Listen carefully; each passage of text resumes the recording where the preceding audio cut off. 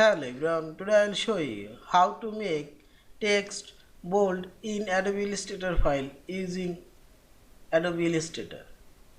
Now open your Illustrator file and first select Windows option and active control option.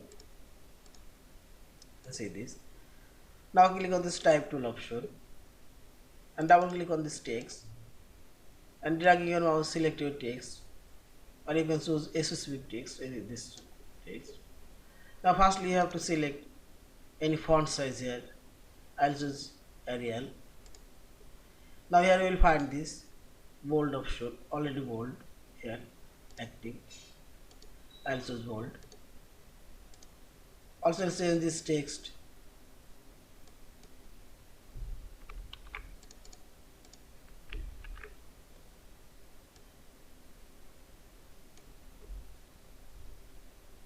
I make only this bold.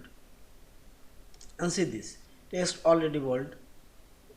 In this way you can change all of this text. Also you can change a specific text style. You can make this also black and see this. Yeah. Thank you for watching. Please subscribe, like, share and comments.